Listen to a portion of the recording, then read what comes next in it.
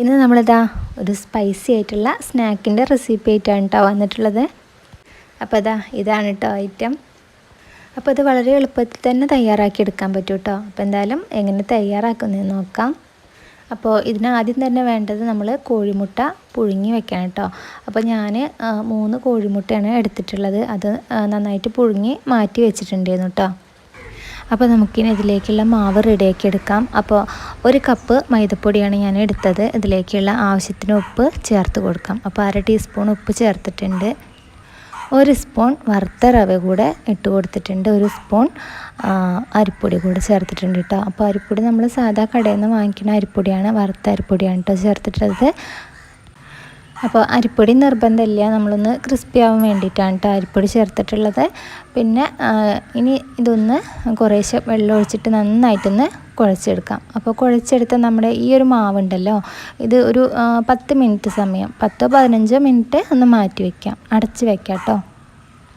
അപ്പോൾ ഈ കുഴച്ച് വെച്ചിട്ടുള്ള മാവ് അടച്ച് വെക്കുക തന്നെ വേണം കേട്ടോ, തുറന്ന് വെക്കരുത്. തുറന്ന് വെച്ചിട്ടുണ്ടെങ്കിൽ ഈ മാവിൻ്റെ പുറം ഭാഗം ഡ്രൈ ആയി പോകും കേട്ടോ. അപ്പോൾ അതുകൊണ്ട് അടച്ച് വയ്ക്കാം. ഇനി ഇതിലേക്കുള്ള മസാല റെഡിയാക്കി എടുക്കാം കേട്ടോ. അപ്പോൾ അതിന് വേണ്ടിയിട്ട് ഞാനത് ചീനച്ചട്ടി അടുപ്പത്ത് വെച്ചിട്ടുണ്ട്. ഇതിലേക്ക് ആവശ്യത്തിന് വെളിച്ചെണ്ണ ഒഴിച്ച് കൊടുത്തിട്ടുണ്ട്. ഇനി ഇതിലേക്ക് വലിയ ഉള്ളി കനം കുറച്ച് കട്ട് ചെയ്തതാണ്. അപ്പോൾ അത് 1 കപ്പ് ഞാനിതിലേക്ക് ഇട്ട് കൊടുത്തിട്ടുണ്ട്. ഇനി ഇതൊന്ന് വഴറ്റിയെടുക്കാം.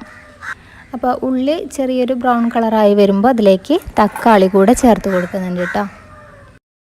ഇനി ഇതിലേക്ക് ചെറുതായി കട്ട് ചെയ്ത് വെച്ച പച്ചമുളക് കൂടെ ചേർത്ത് കൊടുക്കാം. അപ്പോൾ 1 പച്ചമുളകാണ് കേട്ടോ ഞാൻ എടുത്തിട്ടുള്ളത്.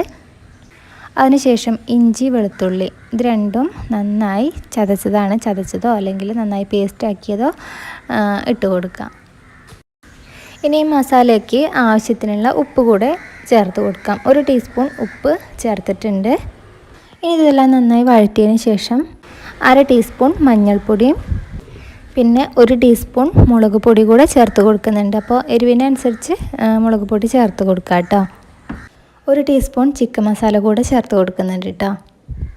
അപ്പോൾ ഇതെല്ലാം കൂടെ നന്നായിട്ടൊന്ന് മിക്സ് ചെയ്തതിന് ശേഷം ഇതിലേക്ക് മല്ലിയില ചെറുതായി കട്ട് ചെയ്തത് കൂടെ ചേർത്ത് കൊടുത്തിട്ടുണ്ട്. മല്ലിയില ഇല്ലെങ്കിൽ കറിവേപ്പിലയിലും മതി കേട്ടോ. അപ്പോൾ പൊടിയുടെ പച്ചമണമൊക്കെ മാറിയതിന് ശേഷം നമുക്ക് തീ ഓഫ് ചെയ്യാം കേട്ടോ. അപ്പോൾ അതിന് ശേഷം നമുക്കിത് മാവ് തുറന്ന് നോക്കാം. നമ്മൾ നേരത്തെ കുഴച്ച് വെച്ചത്. അപ്പോൾ ഞാൻ കയ്യിൽ കുറച്ച് വെളിച്ചെണ്ണ ആക്കിയിട്ടുണ്ട്. എന്നിട്ട് നന്നായിട്ട് ആ മാവ് ഒന്നും കൂടി ഒന്ന് കുഴച്ചെടുക്കുകയാണ്. ഈ കുഴച്ചെടുത്ത മാവ് ചപ്പാത്തി പലകയിലൊക്കെ വെച്ചിട്ട് നന്നായിട്ടൊന്ന് ഇതുപോലെ പരത്തിയെടുക്കാം.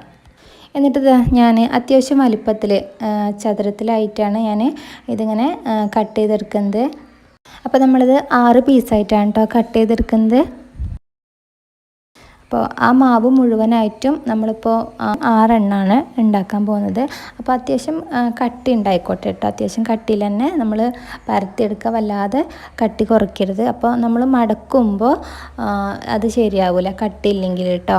അപ്പോൾ അത് എന്താ പറയുക, അതിൻ്റെ പുറമേയുള്ള മാവുണ്ടല്ലോ അത് പൊട്ടിപ്പോവും. അപ്പോൾ നമ്മൾ പരത്തി കട്ട് ചെയ്ത് വെച്ച ഓരോ പീസിലും ഈ മസാല ഇട്ട് കൊടുത്തിട്ടുണ്ട്. അതിന് ശേഷം നമ്മൾ നേരത്തെ കോഴിമുട്ട പുഴുങ്ങി വെച്ചിട്ടുണ്ടായിരുന്നല്ലോ, അപ്പോൾ അതിൻ്റെ തോടൊക്കെ കളഞ്ഞ് നേരെ പകുതിയാക്കിയിട്ടാണ് എടുക്കുന്നത്. എന്നിട്ട് അതിൽ ഓരോ പീസും ഇതുപോലെ വെച്ച് കൊടുക്കാം. അപ്പോൾ ഇത് നിങ്ങൾക്ക് ഏത് ഷേപ്പിൽ വേണമെങ്കിലും നമുക്ക് ഈ ഒരു മാവ് പരത്തി എടുക്കാം കേട്ടോ. അപ്പോൾ ഞാനിപ്പോൾ ഇത് ചതുരത്തിലാണ്. ഇപ്പോൾ ഇനി നല്ല എന്താ പറയുക വട്ടത്തിൽ വേണമെങ്കിൽ അങ്ങനെയും ചെയ്യാം. അപ്പോൾ ഇത് ഞാനിതാ ഒരു ഭാഗം ഇങ്ങനെ എടുത്തിട്ട് ഇങ്ങനെ മടക്കി കൊടുക്കുകയാണ്. എന്നിട്ട് അതിൻ്റെ ഓരോ സൈഡുണ്ടല്ലോ ആ സൈഡ് മൊത്തമായിട്ട് നല്ല പോലെ ഒന്ന് ഒട്ടിച്ച് കൊടുക്കണം കേട്ടോ.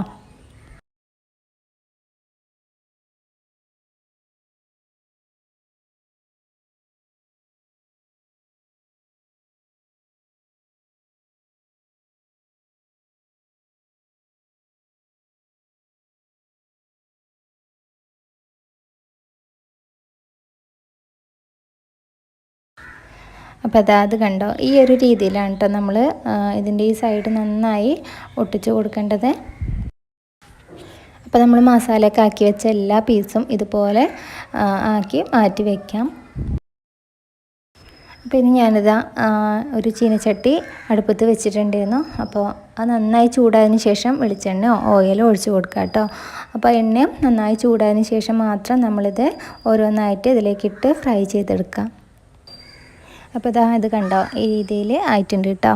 ഈ രീതിയിലാകുമ്പോൾ നമുക്ക് വറുത്ത് കോരിയെടുക്കാം. അപ്പോൾ നമ്മൾ ഇതിൽ വറുത്ത റവ കൂടെ ചേർത്തിട്ടുണ്ടല്ലേ. അപ്പോൾ വറുത്ത റവ അതിൽ ചേർത്തുകൊണ്ട് എണ്ണ വല്ലാതെ പിടിക്കാതെ നമുക്ക് ഇതിൽ കിട്ടിയിട്ടുണ്ട്. നല്ല പെർഫെക്റ്റ് ആയിട്ട് തന്നെ കിട്ടിയിട്ടുണ്ട് കേട്ടോ. അപ്പോൾ എല്ലാതും ഇതുപോലെ ഫ്രൈ ചെയ്തെടുക്കാം. അപ്പോൾ നമ്മളെല്ലാതും ഫ്രൈ ചെയ്ത് കഴിഞ്ഞിട്ടുണ്ട്.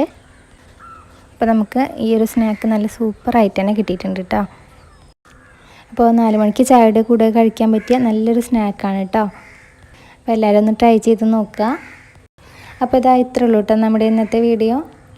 അപ്പോൾ വീഡിയോ ഇഷ്ടപ്പെട്ടിട്ടുണ്ടെങ്കിൽ ലൈക്ക് ചെയ്യാനും അതുപോലെ സബ്സ്ക്രൈബ് ചെയ്യാനും മറക്കരുത്.